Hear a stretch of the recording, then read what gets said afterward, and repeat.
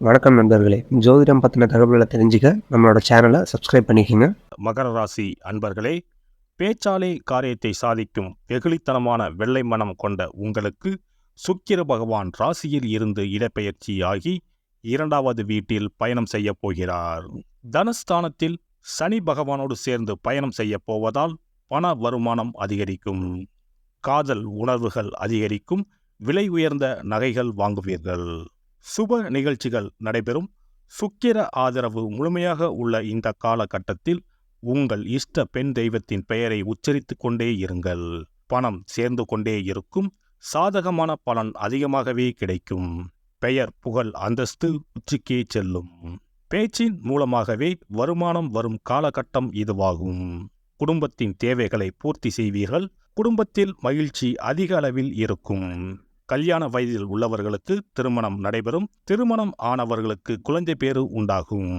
கட்டிலும் தொட்டிலும் ஆடப்போகும் காலகட்டம் இதுவாகும். வளகாப்பு போன்ற சுப நிகழ்ச்சிகள் நடைபெறும். காதலில் வயப்பட்டோருக்கு காதலில் ஒன்று சேர்வீர்கள்.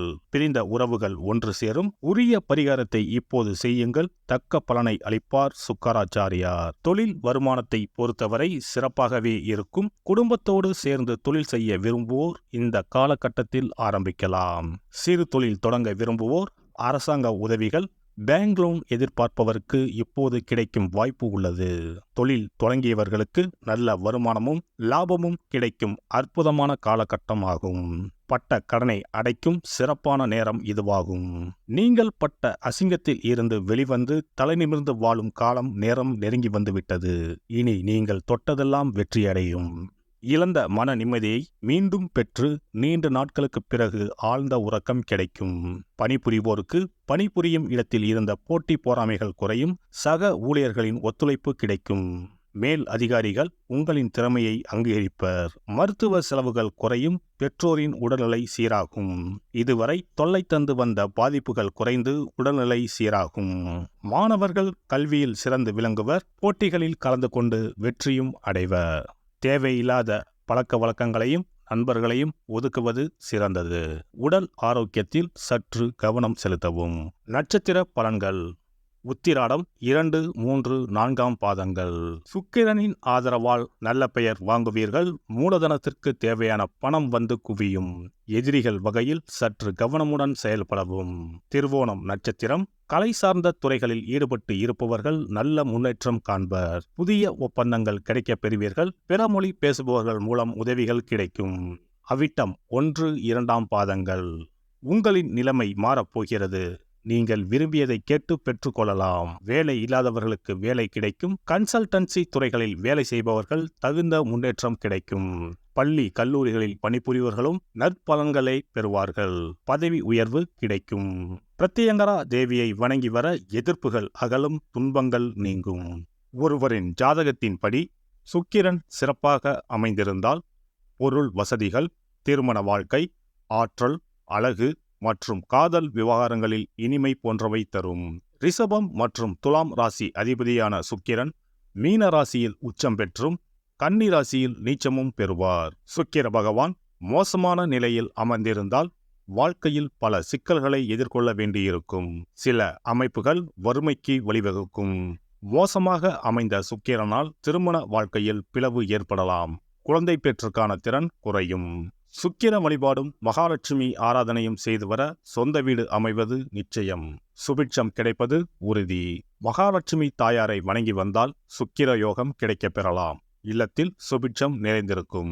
பணம் இல்லாமலே வங்கி முதலான கடனை கொண்டு வீடு கட்டும் யோகமும் பலருக்கு உண்டு.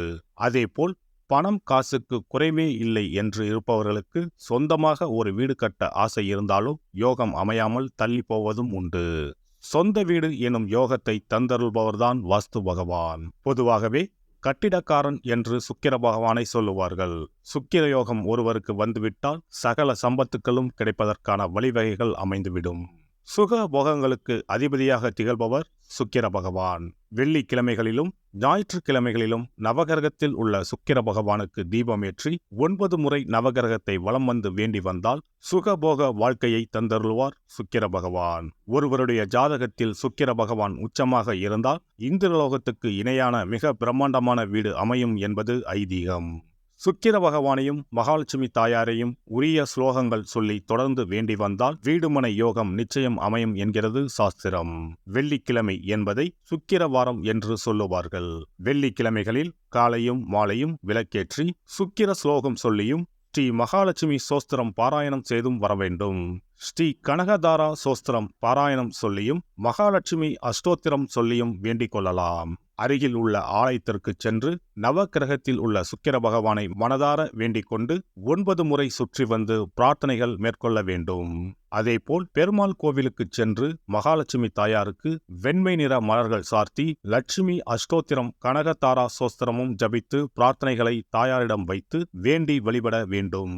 வேண்டியதையெல்லாம் தருவார் தாயார். மகாலட்சுமி தாயாரை வணங்கி வந்தால் சுக்கிர யோகம் கிடைக்கப் பெறலாம். இல்லத்தில் சுபிட்சம் நிறைந்திருக்கும். புது வீடு பால் காய்ச்சும் யோகமும் உண்டாகும். ஜாதகத்தில் சுக்கிரன் வலுவாக இல்லையெனில் வெள்ளிக்கிழமைகளில் சுக்கிர பகவானுக்கு மிகவும் விருப்பமான வெள்ளை அல்லது இளஞ்சிகப்பு ஆடைகளை அணிய வேண்டும். இதனால் சுக்கிரனின் தீங்கு புலன் குறையும். 33 கோடி தேவர்களின் அருளை பெற்றிட காமதேனு என்னும் பசுவை வணங்குவது அவசியம். பசுவுக்கு விருப்பமான உணவு வழங்குவது சிறந்தது. வெள்ளிக்கிழமைகளில் வெள்ளை பசுவுக்கு உணவளிப்பதால் சுக்கிர பகவானின் அருட்கடாட்சத்தை பெறலாம். பசுவுக்கு உணவளித்து வருவதால் சுக்கிரனின் பலம் அதிகரிக்கத் தொடங்கும்.